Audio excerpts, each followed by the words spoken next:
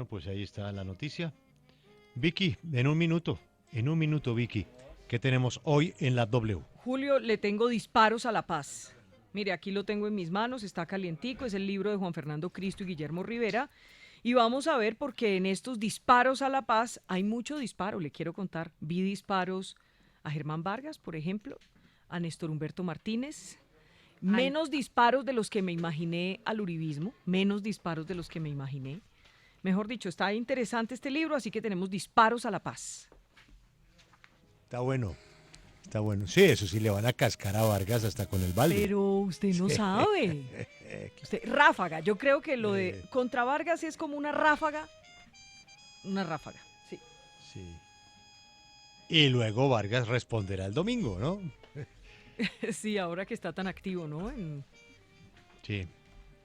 Pues delicioso comentar libros en la W. Le recomiendo mucho el de doña Gloria Pachón, 18 sí, lo escuché de agosto. y escuché la entrevista esta mañana. Sí, señor.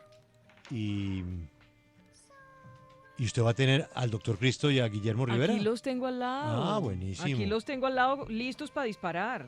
¿Usted oyó el candidato que ellos están promoviendo, entre otras cosas, en la ciudad del doctor Cristo? ¿Cuál será? Escuche Ahí lo está oyendo, vea. Ah, ese es el de que no se hagan escúchelo, los... Sí, escúchelo a ver qué dice Juan Fernando. A ver. ¿Aló? Hola, gente de Villa del Rosario. Si están cansados de votar por gente que llega al poder y se hacen los maricas, los invito a que voten por un marica de verdad que tiene las ganas y las fuerzas para luchar por ustedes. Colombia Renaciente, número 12, el logo de la palomita, no se les olvide, es fácil de identificar. Su marica, Rúa. Oiga, Julio. Doctor Cristo, creativo sí está el tipo. Sí, yo no, tipo, yo creo ¿usted que lo conoce? La creatividad en la frontera colombo-venezolana, Julio, con la crisis del... No, ni idea quién es. Vi su trino esta mañana. Pero me pareció genial. Y lo vi y estoy averiguando, pero le prometo que en el transcurso del día le confirmo quién es. ¿Ah? Buenísimo. Bueno, hay que averiguar quién es. Va Va a levantar votos, pero se pone en riesgo también porque allá hay unas bandas criminales que no les gustan mucho los gays. ¿Ah? Allá hay un poquito de hay restricción al tema gay, ¿no? Exactamente, ¿ah? Pero bueno, muy creativo pero sí es. ¿Ah? Y es su territorio, Villa del Rosario. Claro, allá en la frontera, sí señor. Pero además utiliza una figura genial, ¿no, Julio? Cuando dice que hay unos que se eligen y se hacen los... Se hacen los maricas, bueno, así de que voten por un marica de verdad. Pero Julio, en esta campaña vamos a ver muchas de esas. Estoy viendo de todo el país bastante creatividad, 110,000 candidatos. Si veo uno maquillado en Girardot también, pero ese no es suyo, Esta es la W con el doctor Cristo Guillermo Rivera. Los disparos a la paz, buenísimo libro calientico que estrena Vicky en segundos. Luisa, ¿cuáles son las 5 más leídas en eltiempo.com? Buenas tardes, Julio. La conversación que tuvo el militar Sebastián Gamboa con su familia 20 minutos antes de la tragedia aérea es la nota más leída. La tía del suboficial le escribió ese domingo y Gamboa le envió fotos con el uniforme. Después de eso no supo nada de él hasta que les informaron de lo ocurrido en el aeropuerto. La Fiscalía le imputó cargos por homicidio simple a Richard Cardona, conocido por ser el imitador del cantante Pipe Bueno por la muerte del hombre que asesinó a su esposa en medio de un robo. Durante el fin de semana el juez había dicho que el hecho se dio en legítima defensa. En tercer lugar está una entrevista con el candidato al Consejo de Bogotá, Jorge Rojas, quien dijo que Claudia López lo traicionó a él y a Gustavo Petro, pues según él, Claudia había dicho que el estructurador de la movilidad en Bogotá es el metro subterráneo, pero luego cambió esa versión. La dura carta que le envió a ICETEX la vicepresidenta Marta Lucía Ramírez negando una cuota con funcionarios de esta entidad es otra de las notas más consultadas. Allí niega ser la madrina política de Ana Clemencia Silva, una de las más poderosas funcionarias de este instituto. Ramírez rechazó que cualquier persona use su nombre para preservar su posición y obtener tratamientos favorables. Y finalmente está un análisis del tipo de cáncer que enfrenta el humorista Hassam, quien reveló que padece un mieloma múltiple. Este señaló que ya comenzó el tratamiento para combatir esta enfermedad, pero que ha sido muy difícil. Hay una señal en el espacio, y desde más allá de las montañas, llegan las voces de los personajes que en Colombia y el mundo son noticia. Continúa la W Nuestro mágico encuentro en medio de versos, noticias, personajes, música que nos hace estar cerca, muy cerca de usted.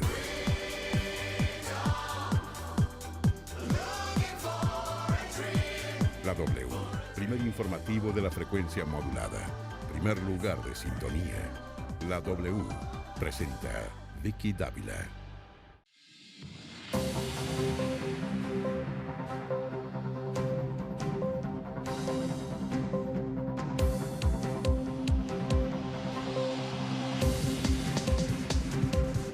Hola, ¿qué tal? Muy buenas tardes, los saludamos, bienvenidos, esta es la W y este es Disparos a la Paz. Aquí está, con prólogo del periodista Daniel Coronel, lo escriben los exministros del gobierno Santos, Guillermo Rivera y Juan Fernando Cristo. Aquí está el libro, está acabadito de salir, ¿ya están las librerías? Ya están las librerías como el pan caliente, calientito. Ya me lo leí, lo subrayé. Tengo muchas preguntas, tengo a los protagonistas aquí sentados, vamos a las noticias y en segundos estaremos con ellos. Los invito al hashtag numeral Disparos a la Paz y tengo otro, numeral exministros de Santos, para que la gente sepa quiénes están aquí sentados, que son muy conocidos por supuesto, pero para que se identifique con estos dos hashtags. Numeral Disparos a la Paz y numeral exministros de Santos. Hay noticia importante a esta hora. Ay, mire, me está llegando a esta hora importante. Mucha atención. Porque el Consejo Nacional Electoral abre indagación preliminar con ocasión de la compulsa de copias efectuada por la Fiscalía General de la Nación por la presunta infracción al régimen de financiación de campañas de segunda vuelta presidencial del año 2014. Del ex candidato Juan Manuel Santos Calderón. Dentro del expediente 3860-19, dice el comunicado del Consejo Nacional Electoral, con el fin de establecer la existencia de nuevos hechos que pueden ser objeto de investigación por parte de la corporación, decisión que fue adoptada por la Comisión Especial integrada por los magistrados, doctora Doris Ruth Méndez Cubillos, el doctor Renato Rafael Contreras Ortega y el doctor Luis Guillermo Pérez Casas. Esto dice el comunicado del Consejo Nacional Electoral. Hay noticia hasta ahora, María Camila. Vi que el presidente Iván Duque anticipó en su cuenta de Twitter uno de los temas que llevará al Pleno de la Asamblea General de la ONU en septiembre y que será en Nueva York y tiene que ver con el ELN, las FARC y Venezuela. El mensaje que escribió dice lo siguiente: en septiembre, ante la Asamblea General de la ONU, vamos a denunciar que la dictadura... Hombre, se nos cayó María Camila. Paula. Vicky, pues durante los 6 meses del año el Instituto Colombiano de Bienestar Familiar abrió diariamente 53 procesos administrativos de restablecimiento de derechos en favor de niñas, niños y adolescentes que fueron víctimas de violencia. En total fueron abiertos 9.569 procesos durante el primer semestre del 2019 y Bogotá es la región con más casos, pues se registran 2.600. 12 del día, 6 minutos. No sé si recuperamos a María Camila.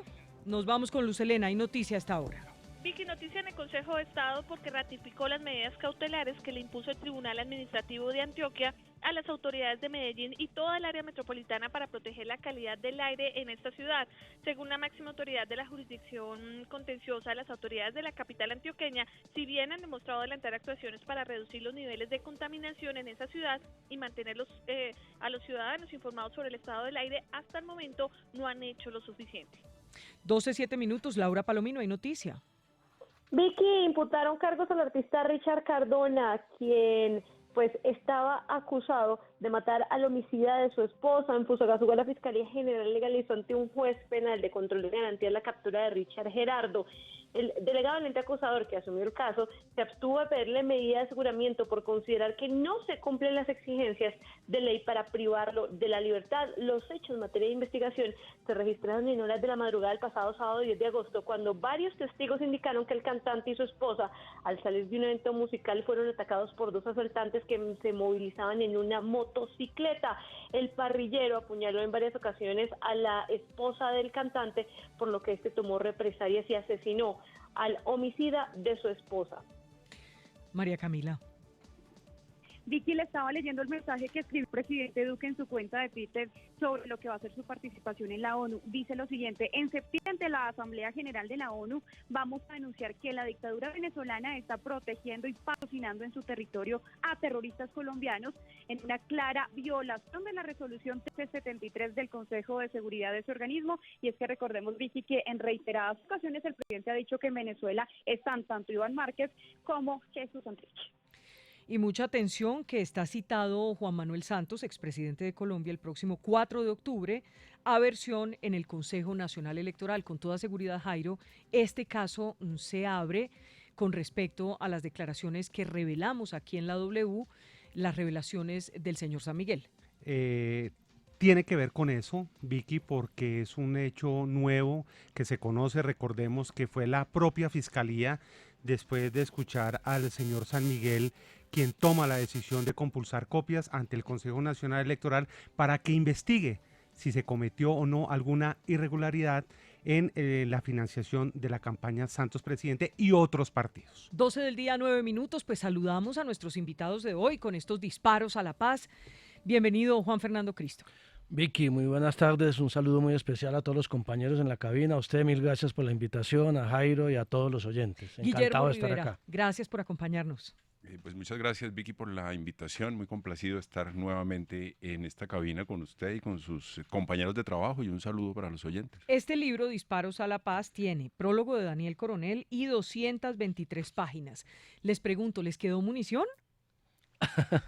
Siempre queda guardada munición, hay que tener Algo de reserva. Hay que tener munición de reserva. Pues tratamos de hacer un libro que tuviera la historia desconocida de la implementación del acuerdo, episodios desconocidos, pero también unas reflexiones sobre el acuerdo de paz, sobre la renegociación, sobre la marcha de la implementación del propio acuerdo de paz.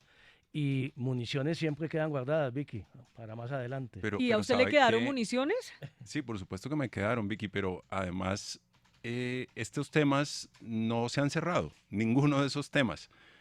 Tuvimos que hacer con la editorial varios esfuerzos por ir ampliando lo que íbamos escribiendo, porque iban sucediendo cosas, como por ejemplo todos los episodios de Santrich, las decisiones frente a las objeciones de la ley estatutaria de la JEP. Luego cerrábamos y teníamos que reabrir con la editorial porque sucedían cosas que era necesario dejar registradas en el libro. Pues mire, empecemos con esos disparos. ¿Ustedes están de acuerdo en que en este libro, Disparos a la Paz, bueno, digamos que el prólogo de Daniel Coronel es un cañonazo? Podemos decir un cañonazo. Otro cañonazo. Sí, un cañonazo.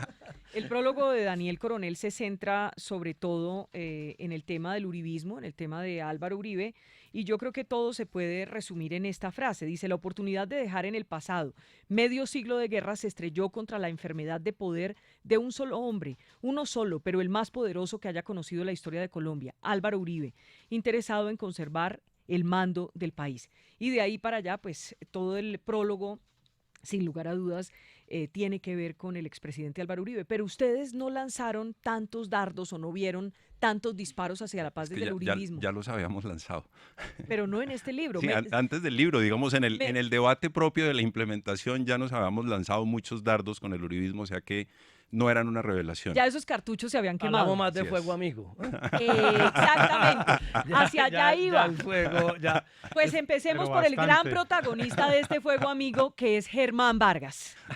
¿Por qué sintieron tanto fuego amigo para el proceso? Y ya voy a empezar a citar algunos de los apartes por parte de Germán Vargas, que había hecho parte del gobierno de Juan Manuel Santos. A ver, Vicky, yo creo que en el libro es evidente, durante las 220 páginas, pues la oposición que siempre tuvo el acuerdo de paz y el proceso por parte del uribismo.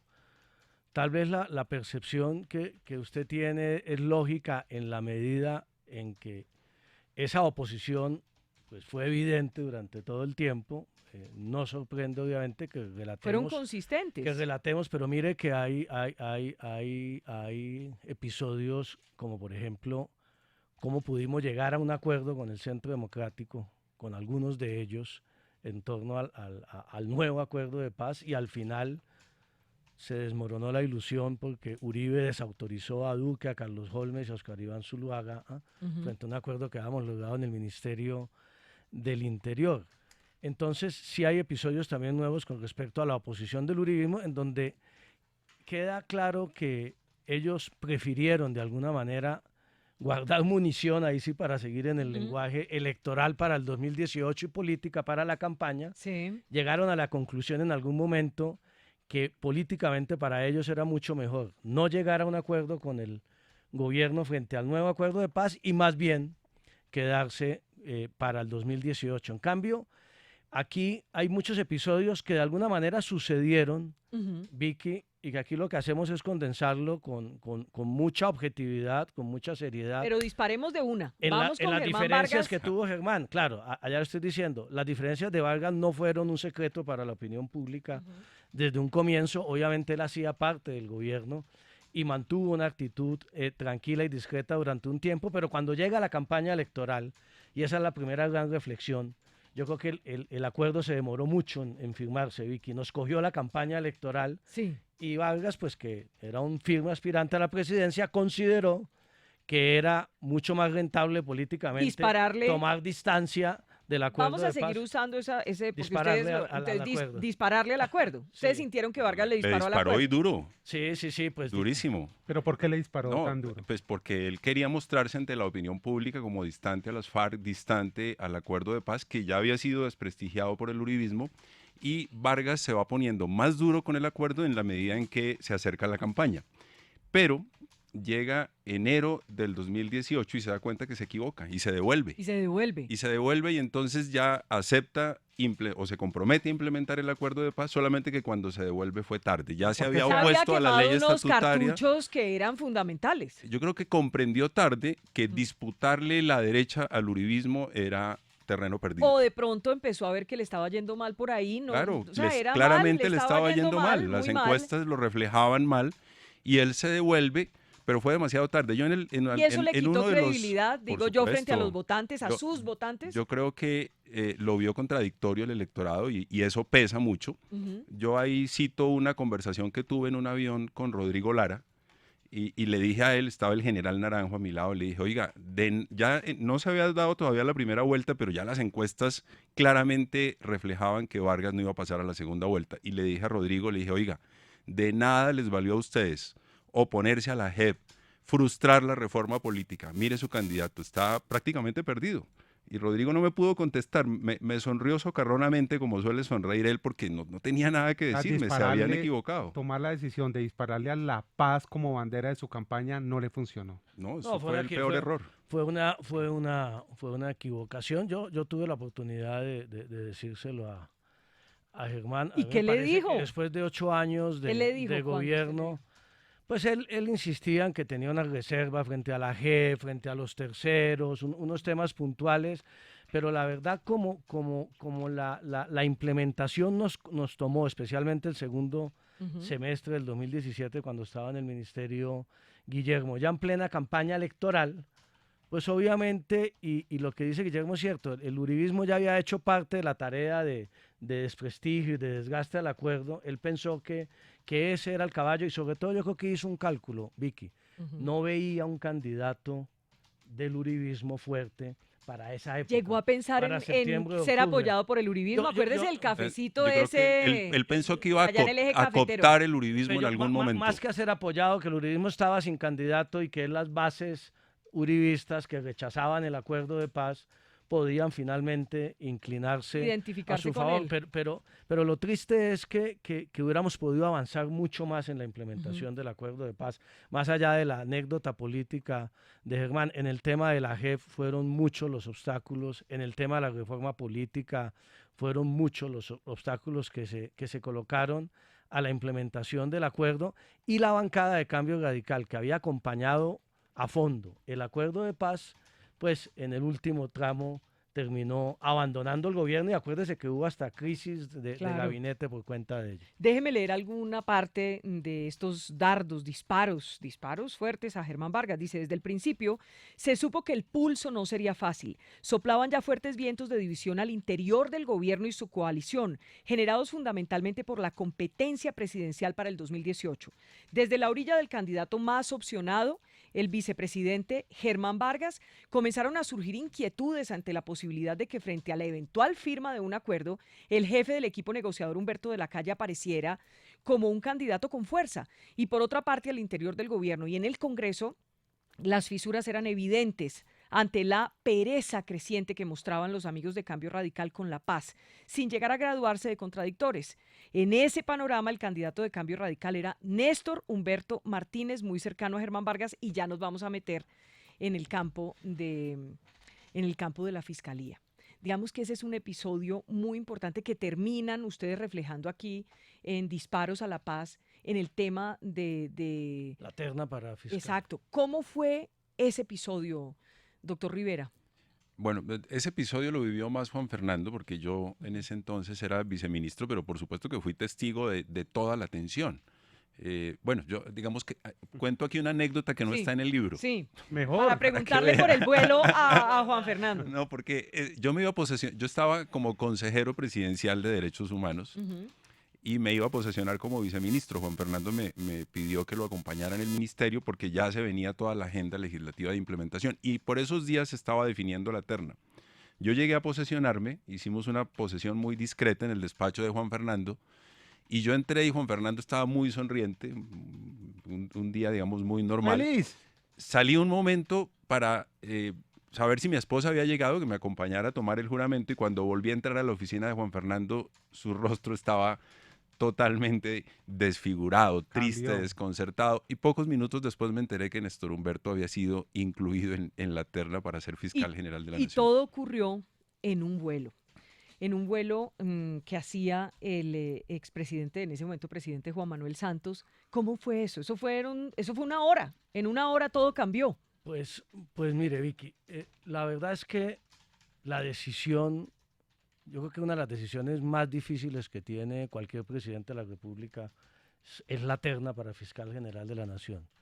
La Fiscalía ha acumulado tanto poder en Colombia, en todos los frentes, que un fiscal general de la Nación se vuelve un factor de poder inmenso en el país. Y nosotros los que acompañábamos el acuerdo de paz y los que nos jugamos a fondo por el acuerdo de paz, pues sí teníamos la reflexión de que era importante para el acuerdo de paz, y el tiempo nos dio la razón, que existiera un fiscal que estuviera a fondo, sin reservas, comprometido con la política de paz del presidente Santos. Y ya a estas alturas, Cambio Radical mostraba pereza, como lo digo yo ahí en el libro. Incluso yo una declaración en algún momento a la salida de Palacio Nariño por un problema con Cambio en el Congreso, y dije exactamente eso. Dije que me preguntaron que si Cambio Radical estaba en contra de los acuerdos de paz. Dije, no está en contra, pero está con mucha pereza con el acuerdo de paz.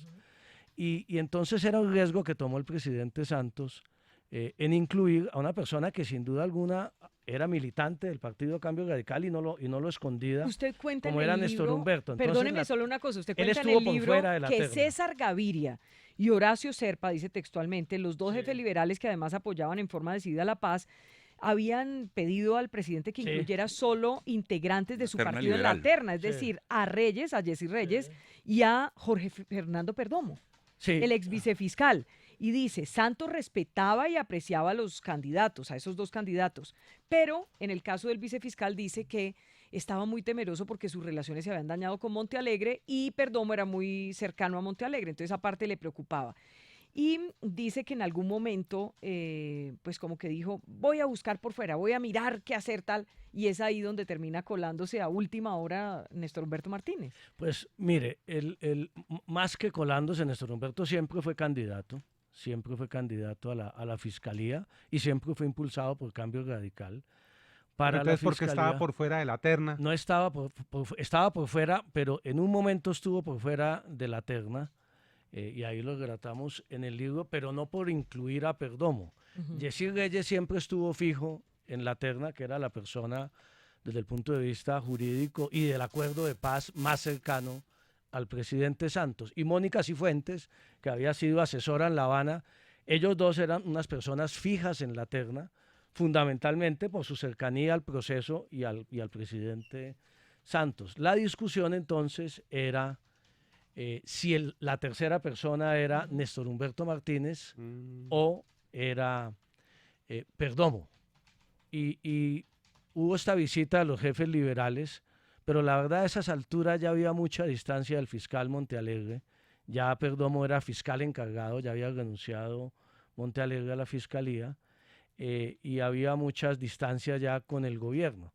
Y en el caso de Néstor Humberto estaba esta duda de ternar una persona tan militante directamente de un partido y de un partido que no estaba tan cercano al acuerdo de paz. Entonces en algún momento, Vicky, ahí se relata, el presidente tomó la decisión de buscar una tercera persona que no fuera ni Perdomo ni Néstor Humberto Martínez. ¿Y quién era? Incluir una persona adicional en la terna. Y se empezaron a barajar algunos nombres el día antes a que el presidente envía ¿Y qué la nombres se terna. sonaron? Pero finalmente, yo no recuerdo muy bien, eran todos algunas personas del propio gobierno. Recuerdo al consejero de seguridad en ese entonces, al secretario de seguridad, eso no lo mencionamos allí, Juan Carlos Restrepo, un abogado que ha sido director de la Dirección de Estupefacientes, etcétera, y hubo algunos otros nombres.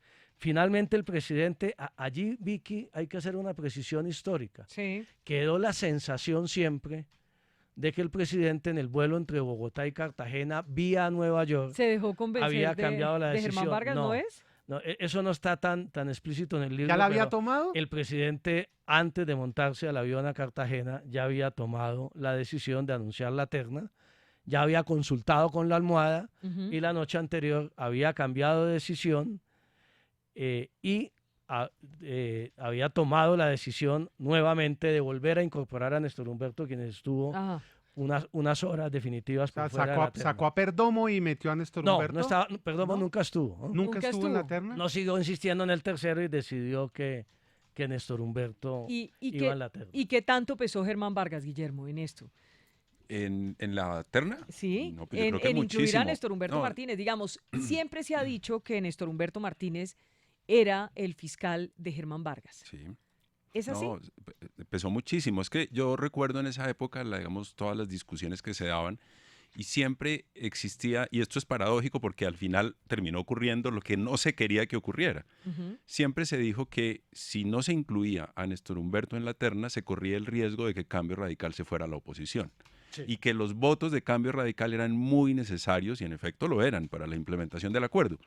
Pero lo que ocurrió fue que Néstor Humberto fue incluido en la terna, fue elegido fiscal, y no obstante eso, Cambio Radical se fue a la oposición en septiembre del 2017, justamente cuando estábamos empezando la discusión de la ley estatutaria de la JEP, ni más ni menos que esa, una declaración que firmó Jorge Enrique Vélez, que en esa época era el director de Cambio Radical, señalando que ese partido se iría a la oposición.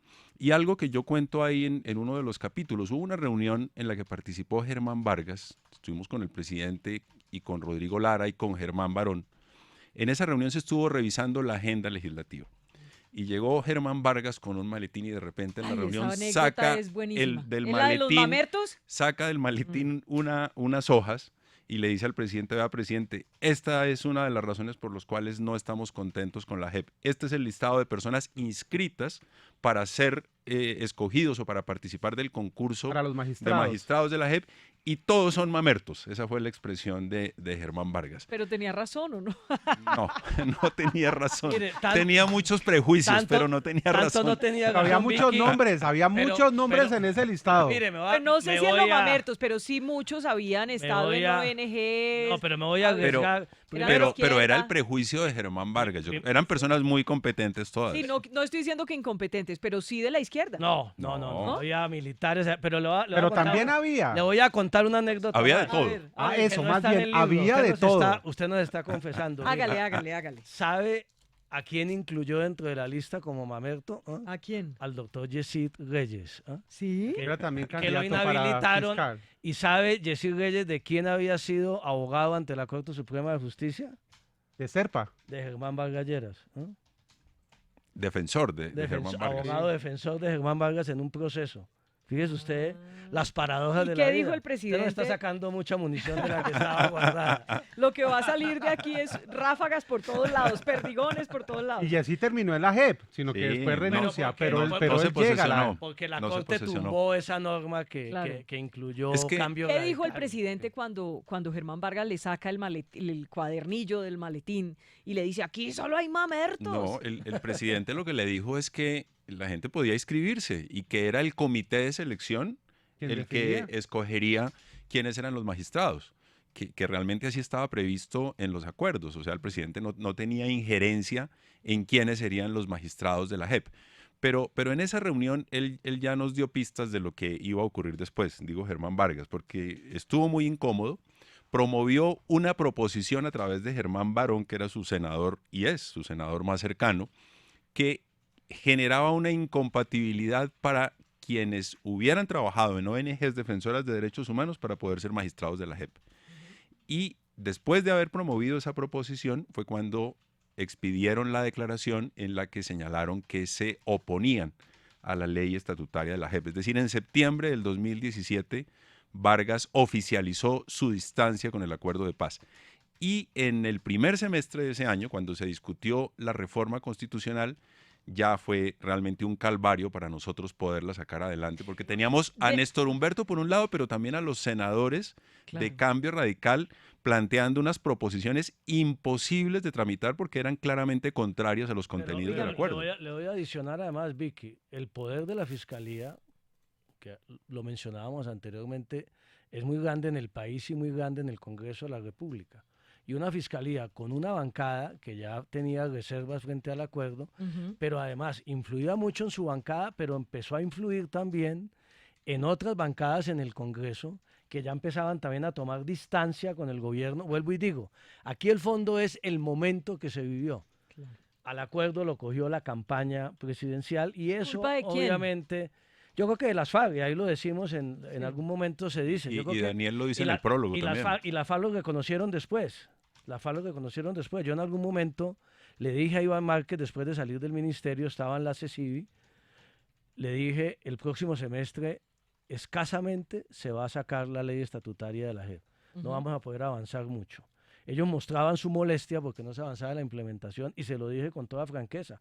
Ustedes demoraron en exceso y él reconoció que se habían demorado en exceso en la firma del acuerdo de paz. Y ya es cuando Germán toma la decisión en la entrevista famosa con Juan Roberto Vargas, cuando Ajá. se van a la oposición y ya abre fuegos contra el acuerdo de paz que le hizo mucho daño al gobierno y al mismo tiempo le hizo mucho daño a su candidatura. Dicen en el libro Disparos a la Paz, el tiempo demostraría que su decisión, la decisión de Santos, sobre la terna de fiscalía fue una de las equivocaciones más costosas de Santos.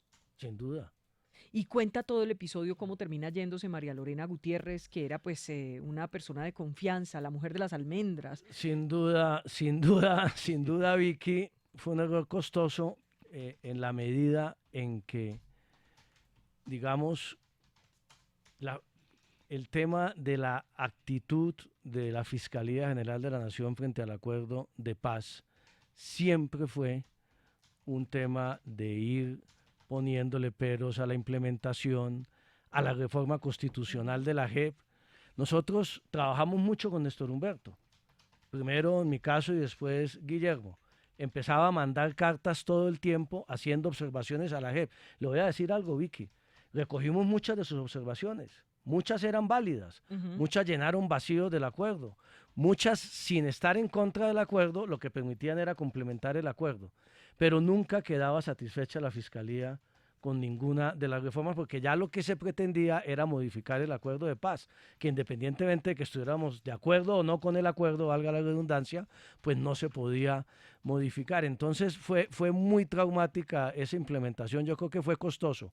Por un lado, para la implementación del acuerdo, porque no tuvo el gobierno un aliado en la implementación, que tenía mucho poder, y por el otro lado fue costoso al interior del gobierno, porque la salida de María Lorena, que era la mujer que coordinaba el gobierno desde Palacio de Nariño, obviamente produjo un vacío muy grande de coordinación en todas las tareas de gobierno. Y a Santos no le importó. Pero hay algo que me parece interesante también decir, Vicky.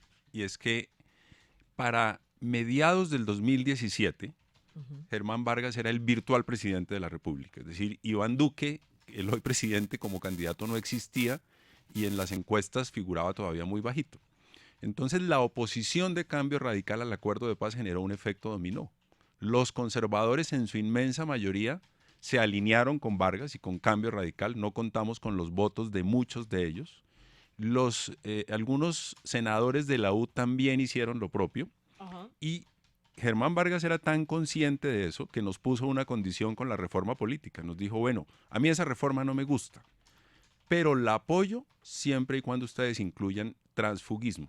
¿Y por qué lo proponía? Porque él sabía que los conservadores y la U se irían a su partido en caso de poder hacerlo, porque lo veían como el presidente a partir del 2018. Yo creo que es Guillermo el que plantea en el libro una parte de cuál era el verdadero Vargas, si él, que se volvió de alguna manera un obstáculo en medio de la campaña presidencial, que empezó a hacerle reparos a la JEP, el que llegó con el maletín y la lista diciendo que los que iban a ser elegidos eran mamertos, o el que después terminó hundiendo las objeciones a la JEP que hizo este gobierno, el del presidente Iván Duque. Digamos, una cosa inexplicable, porque prácticamente hundió lo que él había dicho que no estaba de acuerdo. Así es, yo lo planteo como una paradoja en un capítulo, y es que Germán Vargas fue el gran opositor a la ley estatutaria de la JEP. De hecho, como lo he venido diciendo aquí, expidieron un comunicado. Sí, digamos, el uribismo se daba por descontado, pero la gran noticia fue la oposición de Cambio Radical a la estatutaria de la JEP. Sin embargo, alcanzamos a sacar la ley estatutaria de la JEP con muchos esfuerzos, con los votos, digamos, rayando en el límite. Y luego, cuando viene la sentencia de la Corte Constitucional, que Macías engaveta, y que luego le envía a Palacio y Duque la declara o presenta las objeciones, además con una carta de Néstor Humberto, pues todos pensábamos que Germán Vargas se iba a alinear con Néstor Humberto. Suponíamos que esas objeciones tenían futuro porque iban a contar con los votos de Cambio Radical. A sorpresa, Germán Vargas se va para el otro lado. En gran medida incidió el comportamiento torpe del gobierno del presidente Duque, que le sacó a 2 senadores para votar el plan de desarrollo. Recordarán ustedes que ese plan de desarrollo estaba hundido y 2 senadores, Díaz Granados y Char, vienen desde Barranquilla a votar y logran salvarle el plan de desarrollo al gobierno, y Germán Vargas entra en ira. Pocos días después convoca su bancada y deciden oponerse a las objeciones. Es decir, Germán Vargas pasa de ser el opositor de la JEP a luego salvarla porque rechazó las objeciones. ¿Y usted cree que por qué pasó eso? No. Eso sí lo deja muy mal parado. ¿Por qué la salvó? No, yo creo que también las objeciones fueron una torpeza. Yo voy a hablar en defensa de... No, pero estamos hablando de Vargas. De Germán Vargas, no, por eso. Es una torpeza del gobierno haber objetado. Germán Vargas apoyó, digamos, con muchas reservas, la reforma constitucional de la JEP en el primer tramo. Después, en la medida en que se deteriora, avanza la campaña y toma distancias del gobierno, la ley estatutaria ya se opone abiertamente. Pero él siempre mantuvo, y usted recordará en la campaña que siempre decía, no me gustan partes del acuerdo, pero continuaré con el acuerdo. A mí me parece que se le fue la mano al gobierno nacional en las objeciones. ¿Por qué? Porque al final no estaba objetando lo que se había aprobado en la ley estatutaria, lo que estaba objetando era un fallo de la Corte Constitucional, estaba desconociendo, y yo creo que Vargas sí, primero el gobierno manejó muy mal, Guillermo tiene razón, la relación con Germán Vargas es una razón política, pero también es una razón de Estado de fondo, y es una solidaridad y un acompañamiento a las decisiones de la Corte Constitucional, porque lo que hizo el gobierno fue desconocer a la Corte Constitucional. Por eso, 1 año y medio después de la ley estatutaria, cuando supuestamente el gobierno tenía mayorías en el Congreso, no solamente Cambio Radical, sino la U y el Partido Liberal le dan la espalda al gobierno en sus objeciones famosas a la ley Quiero estatutaria. que hablemos de Rodrigo Lara, porque ustedes también le dedican un buen trozo en el libro a Rodrigo Lara. Dedicamos cuando un capítulo. estuvo como presidente en la Cámara de Representantes. Pero déjeme antes leer lo que está diciendo la gente. Ya se imaginarán, pero vamos a leer. Dice, por ejemplo, Saoko Manyoma, numeral disparos a la paz. Siempre los pacifistas mostrando odio en nombre de la paz. Por acá, Diego Peña Jiménez, numeral disparos a la paz. Los disparos a la paz vienen de las FARC, el ELN, el narcotráfico y la izquierda. Héctor Juan Pérez, Oiga, esto sí me gusta que ustedes lo contesten. Numeral Disparos a la Paz. ¿Cuánto se gana Vicky Dávila por hacerle propaganda al libro Disparos a la Paz? ¿Cuánto me pagaron? Háganme el favor y digan aquí, por favor. Si quiere, pidamos un brownie o unas papas fritas. ¿Por qué será que nos hemos Agüita. acostumbrado que es que todo es pagando? Sí, y todos insultando. No, por Dios. Pero por lo menos Respeto. digan que no me pagaron. Yo les agradezco que... No, vamos Lo acabamos de decir, ni un peso. Dios santísimo. Bueno, este es nuestro numeral Disparos a la Paz. Usted puede seguir opinando. Usted viera, Jairo, la carga de profundidad contra Rodrigo Lara. Bueno. Esto, mejor dicho, le cascan duro, que se volvió una piedra en el zapato. ¿Por qué para se sacar volvió? adelante los ¿Por qué fue el proyectos. palo? ¿Por qué fue el palo en la rueda, Rodrigo Por la Lara? campaña de Vargas. Pero es que era, claramente. pero sería que estaba siguiendo instrucciones de Germán Sí, Vargas, se fue por el absolutamente. iniciativa. ¿Cómo fue eso? A ver. No, absolutamente, pero vale la pena empezar desde antes de que fuera elegido presidente de la Cámara. Nosotros sabíamos lo que podría significar la presidencia de Rodrigo Lara. En los acuerdos del Congreso le correspondía a Cambio Radical la presidencia de la Cámara ese año Sí, eso y ya en estaba Cambio estipulado. Radical ya habían tomado internamente la decisión de que el candidato sería Rodrigo Lara. Entonces vinieron muchas conversaciones, incluso unos representantes de la U nos visitaron y propusieron desarmar los acuerdos, desconocer los acuerdos, que eso es un asunto que ocurre con mucha frecuencia en el último año del Congreso. Y propusieron al representante Werner Zambrano. Nosotros hablamos, Juan Fernando primero, luego yo, Rafael Pardo, Sergio Jaramillo, bueno, todos fuimos donde el presidente Santos a advertirle los riesgos de que Rodrigo Lara fuera el presidente de la Cámara y a plantearle que había la opción de que la U se quedara con esa presidencia en cabeza de Werner Zambrano, que era un representante a la Cámara Pero eso era muy romper los santista. acuerdos, que eso no Claro. sucede. Entonces había que balancear. Hacer eso significaba exactamente lo mismo que no incluir a Néstor Humberto en la terna, y es que Cambio Radical se vaya a la oposición. Y nosotros siempre habíamos calculado que si se mantenían las mayorías conservadoras, la U y los liberales, muy al límite, pero nos alcanzaban los votos para Para sacar pasar los adelante los proyectos y no corríamos el riesgo de tener en la presidencia de la Cámara un obstáculo como en efecto lo fue Rodrigo hizo? Lara. ¿Qué hizo Lara? Pues frustró la reforma política. Imagínense que la reforma O política sea, ¿a ustedes estaba les para... pareció mal presidente Rodrigo Lara de la Cámara? Pues fue buen presidente para Vargas Lleras, porque cumplió con todos los propósitos que Pero tuvo para el Vargas país, Lleras. si la gente dice, pero para el No, país fue buen presidente A de mí la me Cámara, parece ¿o no? que le impidió al acuerdo de paz su efectiva me implementación en pareció temas bueno. trascendentales. A mí me pareció bueno, la verdad. Bueno, no, pues A mí me tenemos pareció bueno. respetuosas diferencias. Claro, ¿qué tal que te Opiniones Oiga, una cosa diferentes. que ustedes empiezan a contar aquí en el libro, bueno, cuando se van a acompañar, dice, pocos días después viajamos a Oslo para asistir a la entrega del Premio Nobel de Paz a Juan Manuel Santos, que sin duda alguna tuvo gran impacto en el respaldo de la comunidad internacional al Acuerdo de Paz en Colombia y en el impulso a su implementación. Cuentan esta historia y yo les pregunto, ¿a ustedes no les pareció muy raro que el entonces presidente Santos no mencionara a nadie en su discurso? Digamos, no le dio las gracias a Humberto de la equipo. Calle, a ustedes que estuvieron en el cónclave, que ya vamos a hablar en unos segundos sobre ese cónclave. No, él se recibió su premio solo. Bueno, pues es el presidente y era el líder y el director del acuerdo de paz, Pero seguramente. no lo hubiera Pero no les logrado hubiera sin el gustado equipo. que les hubiera hecho un pero- pues reconocimiento. imagínese, Pero ¿sabe qué pasa, Vicky? Que cuando uno empieza a hacer reconocimientos, el problema es quién le falta. Ajá. Y eso nos pasa a los políticos cuando estamos quien no echando nombra? discursos. Sí. Es mejor no nombrar a nadie, porque si uno empieza a nombrar personas, de repente le falta uno y ese uno se le vuelve el enemigo. Pero ahí hubiera y es- dicho el equipo negociador, por ejemplo. Por lo menos. Bueno, pero la verdad le cuento, yo estuve sentado ahí en Oslo, la entrega del premio Nobel, Guillermo No clasifiqué para ese viaje. estuvo. Humberto de la Calle estuvo Pero- y ni lo pero mencionó. no, lo no, lleva. yo ni noté eso, pero digamos que Yo sí lo noté. en el fondo lo que dice Guillermo es cierto, o sea, fue tanta la gente que participó en el acuerdo, es más, Sí. hacer la sola lista de quienes iban a poder ir a acompañar en un hecho que obviamente es histórico, 2 premios Nobel ha tenido Colombia, claro. uno de literatura y uno de paz, y estar en ese momento histórico, pues para muchos de nosotros era una satisfacción muy grande. Pues mucha gente se quedó por fuera y mucha gente se quejó de que ni siquiera clasificó en el avión, no en los reconocimientos. Eso hace parte, obviamente, de la anécdota. Lo que queremos decir ahí en el fondo es que sin duda alguna la política tiene unas cosas de la vida muy, muy curiosas, ¿no?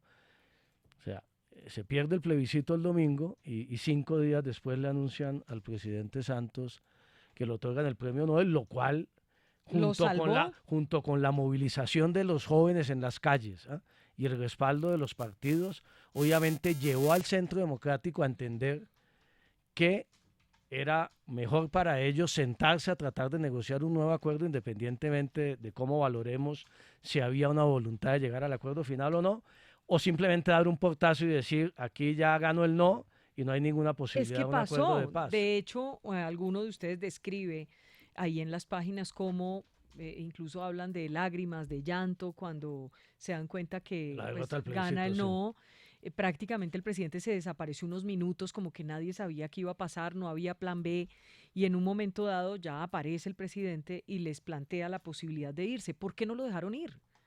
Al presidente, no, Sí, eso habría sido catastrófico. Sí, pero ¿cómo ponderaron que eso no era lo conveniente? No, yo creo que lo que había era que salvar la paz y había que estudiar alternativas para salvar la paz. Luego, la salida del presidente Santos habría significado sepultar la paz. La salida de Santos, sin lugar a dudas, hubiera sido catastrófica. Un colapso político, el país se hubiera embarcado en una discusión sobre cómo superar la crisis política y no sobre ¿Pero cómo por qué Santos se le ocurrió eso si eso no era lo que convenía? ¿El plebiscito? Sí. No, ¿por qué se le ocurrió decir, mire, perdimos, me voy? Yo creo que fue un acto de responsabilidad también de encontrar salidas, porque como además el plebiscito se asumió como un referendo frente al gobierno, pues muchos plantearon esa opción aún desde antes. Recuerde usted que desde antes quienes promovían el no decían que si en el plebiscito ganaba el no, el presidente debería renunciar. Yo me imagino que él, por esa razón y digamos siendo institucionalista, consideró esa posibilidad, pero era la peor posibilidad Pero usted que estaba ahí cerca y que vio y el presidente vivió eso y lo mismo Juan Fernando, ¿ustedes creen que el presidente en verdad sí hubiera tomado esa decisión de abandonar el cargo, de irse? Yo creo que sí la pensó, así sea por unos minutos, la alcanzó a pensar. Es que el desconcierto era total, es que realmente no había plan B, nunca se pensó en la posibilidad de que el plebiscito fuera derrotado. Luego, pues era incertidumbre porque no se sabía cuál camino era el correcto para seguir. Bueno, yo quisiera que miráramos un poco lo que dice el libro con respecto a ese plebiscito. Primero, ustedes reconocen que nunca lo debieron utilizar como la forma de refrendar los acuerdos. Me parece que eso... Lo primero que hay que decir de eso, Vicky, que muchas veces se le desconoce al acuerdo y al propio presidente Santos y a Humberto de la Calle, a la gente se le olvida. Hay un capítulo que es menos sustancioso en Chivas, pero que es muy de fondo. Desde el primer día que comenzaron las conversaciones, querían constituyente. Aquí el uribismo decía, Santos le va a entregar una constituyente a las FARC, una constituyente de bolsillo, se van a cambiar el modelo económico y tal.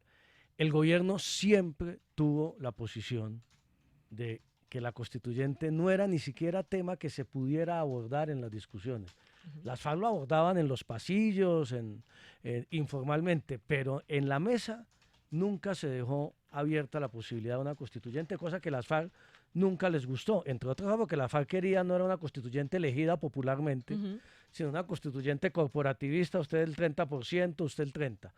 Entonces, segundo tema, para llegar a por qué el plebiscito y por qué, si parece tan evidente que no ha debido convocarse, por qué se cometió la equivocación. Si no se hubiera acordado un mecanismo extraordinario para implementar el acuerdo, no estaríamos ni siquiera sentados aquí hablando de la implementación de los acuerdos. ¿Usted se imagina implementar un acuerdo de esa dimensión por la vía normal y ordinaria del Congreso? Estaríamos 10 años en eso. Y ese, lo que llamamos el fast track, entonces consideramos, fue un acto de responsabilidad política del presidente Santos decir, si vamos a cambiar las reglas de juego en la aprobación en el Congreso, que la gente vote un plebiscito, como la Corte Constitucional lo dijo después, que haya un proceso de participación y vote la gente sobre ese plebiscito.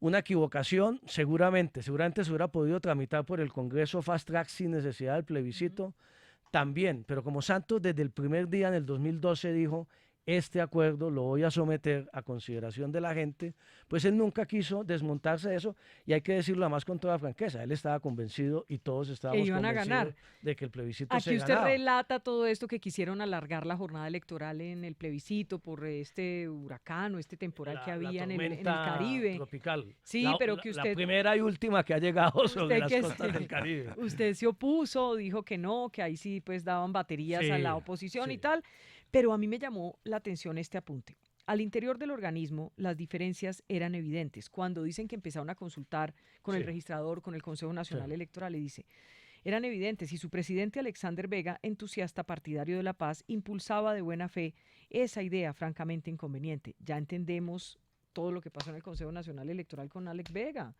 Porque Era íntimo del gobierno, de la paz, de Santos, de todo. no, los consejeros electorales Todos, 9 bueno, consejeros. salvo eran- los del Centro Democrático, todos Y eran todos pro paz. votaron El señor bloque. eran Alexander todos Vega. amigos del acuerdo de paz, pero Sí, no era pero- que fuera... Sí, pero por eso después cuando llegaron las otras investigaciones al Consejo Nacional Electoral no hicieron nada. Qué vergüenza, Alex Vega, qué pena. Era solo un No apunte que desviemos, encontré no en el desviemos. libro. Ella aprovecha para su... No. ¿Y saben qué otra cosa me llamó la atención? Para que hablemos de la llamada que me estaba Pero mire, acordando, Jairo. mire qué importante es. Mire, permítame, Vicky. ¿Usted se acuerda del referendo del 2003? Que no alcanzó el umbral. Ah, sí, lo Y subrayé. duramos un mes en interinidad este país porque el presidente Uribe le exigía al Consejo Electoral y a la registradora de entonces que, ¿se acuerda? Que estaban incluidos los muertos, que los excluyeran después de la votación. Aquí viven los opositores del presidente Santos cuestionando que el castrochavismo, cualquier cosa de estas del acuerdo de paz que pasó por encima del plebiscito. Presidente Santos apenas tuvo los resultados, dijo, prepárenme la declaración reconociendo la derrota, 50.000 votos. Ujú. Yo me quedé también con la satisfacción y convencí al presidente. ¿Usted se imagina donde hubiéramos prolongado la jornada electoral 2 horas, lo que hubiera podido pasar en esas 2 horas, solo en la costa Caribe, con los partidarios del no diciendo, allá van a hacer fraude en la costa Caribe para meter votos por el sí, y que de pronto ni siquiera, o que se hubiera ganado el sí por 5.000 votos, 10.000 votos, hay incluso unas proyecciones Hubiera en el, podido pasar en cualquier el cosa. libre, eso para el país hubiera sido, o sea, el presidente Santos demostró su apego a la institucionalidad, su respeto a las normas electorales, perdió y reconoció, y a las 7 de la noche ya era mirando a ver cómo se hacía con el uribismo para negociar un nuevo acuerdo. Y De Vicky, hecho, yo agrego algo frente al talante institucional del presidente Santos. Él también recibió mucha presión, de las FARC sobre todo, Ujú. para decretar la conmoción interior. Cuando las cosas en el Congreso no fluían, porque Cambio Radical se fue a la oposición, porque los conservadores empezaban a tener distancia con los proyectos, pues no había manera en el Congreso de sacar las normas adelante, y las FARC presionaban la declaratoria de conmoción interior, las que FARC entre era otras Timochenko. cosas, que entre otras cosas había una ventana para hacerlo. Porque hay una ley de los mecanismos excepcionales que permite que se usen para efectos de garantizar la reincorporación de quienes han estado en armas, sobre todo en temas de justicia. Y aún existiendo esa posibilidad, jurídicamente hablando, el presidente Santos siempre se negó. Les dijo, no, yo actúo por las vías institucionales. ¿Ustedes se imaginan lo que habría dicho el uribismo si el presidente Santos hubiese decretado la conmoción interior? Que Quiero eso que era el hablemos castrochavismo. estos últimos 5 minutitos de anécdotas así muy rápido para que la gente se anime a leer este libro, Disparos a la Paz. Una anécdota que me pareció interesante, una llamada, doctor Guillermo Rivera, que dice usted hizo Paloma Valencia. ¿Cómo fue ese cuento? Contémoslo concretamente para Pues, pasar a otra anécdota. Muy rápido, Santos y Duque se encontraron por primera vez para el empalme. Santos le dice a Duque, hombre, permita que la ley de procedimiento la aprueben en el último debate, no se oponga más. Duque le dice, bueno, pero que el ministro se reúna con Paloma Valencia, que es la líder de la bancada del Centro Democrático. Yo me reúno con ella y con los ponentes y con funcionarios del ministerio y le cuento que el presidente Duque aceptó, que la condición es que hablemos. Y ella me dice, yo no sabía eso. Pero entonces déjenme, yo llamo al presidente para verificar que lo que usted me está diciendo es cierto. Y cuando nos dimos cuenta fue que saludó buenas tardes o buenos días, no recuerdo si fue en la mañana o en la tarde, presidente Uribe. Entonces no estaba llamando al No era presidente Duque, sino al Uribe. senador Uribe para saber qué hacer. Y al final, ¿qué se hizo? ¿Lo que les había dicho Duque o lo que dijo en la llamada Uribe, supuestamente? logramos un acuerdo. Hay que reconocer que en ese momento con Paloma Valencia logramos un acuerdo. En Pero algunos en ese artículos momento no, porque se acabó la reunión se levantó en ese momento. fue días más tarde, tuvimos varias reuniones. Otra anécdota. Dice Juan Fernando Cristo que hablando en el capítulo ese del cónclave, de la semana esa crítica, en la cual pues se llega ya a los acuerdos definitivos a los cuales llega, a esa semana a la cual llega usted, llega María Ángela Holguín y tal. El cónclave en La Habana, no el cónclave con las FARC para garantizar el desarme y desmovilización. Y usted dice que cuando los vieron llegar allá, hubo como un malestar en los negociadores del gobierno. Sí, y es natural además. ¿Quiénes eran los molestos? Llevaban 4 años, yo creo que la mayoría de los negociadores. Pero deme nombres porque es que... Humberto de la Calle manejó muy bien la situación y logró manejar el equipo negociador del gobierno. Pero yo le diría que después de usted estar negociando 4 años, que lleguen unas personas, nosotros habíamos estado yendo y viniendo a La Habana, pero no como negociadores permanentes, a rematar el acuerdo. Hubo una molestia de un par de días del general Mora. Pero esa molestia, ¿cómo era? ¿Era no les miro, no les hablo, no entro o cómo era? No era no entro, todos participaron. No, la sentía uno en los pasillos, en las discusiones. ¿Pero los miraban feo, rayado, cómo era? algunos miraban feo, pero no todos. Pero debo decir, es que hubo mucho escepticismo al comienzo del cónclave los primeros 2 días. El propio de la Calle, lo digo ahí, era escéptico. Dijo, mira, esto nos falta muchos temas era el que menos creía, en 10 días. Pero después, al tercer día, cogió el ritmo y de la Calle dijo, esto puede funcionar. Y funcionó efectivamente bien y se llegó al acuerdo de paz. Pero nosotros incluso, ahí lo contamos también, como éramos conscientes que había un trabajo de 5 años, de un sacrificio enorme de todos los negociadores en La Habana, de sus familias. Nosotros apenas se cierra la negociación, Vicky, decimos con Rafael Pardo, mire, nosotros no vamos a aparecer en la foto. Participamos en esto, ayudamos, pero nos devolvemos para Colombia en el anuncio del acuerdo que aparezcan los negociadores. Incluso María Ángela Holguín, que es también negociadora, dice yo también me voy con ustedes porque yo llegué después. Dejemos a los negociadores iniciales del acuerdo, que es lo que sucede.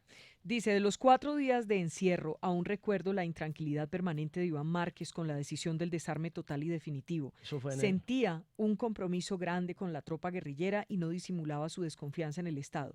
Desde el principio, digamos, ya es muy fácil mirar de aquí para atrás, pero ya mirando de aquí para atrás, esto explica por qué termina evaporándose Iván Márquez, es que mire, no posesionándose en el Congreso. Eso es 8 meses después, ya firmado el acuerdo.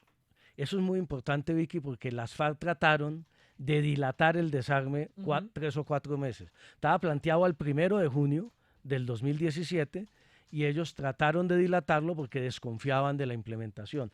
Y el líder de eso eran Iván Márquez y Santrich precisamente. Mire usted cómo, porque ellos decían que la única manera de garantizar que el Estado cumpliera era que se mantuvieran en armas o por lo menos que hubiera un desarme gradual.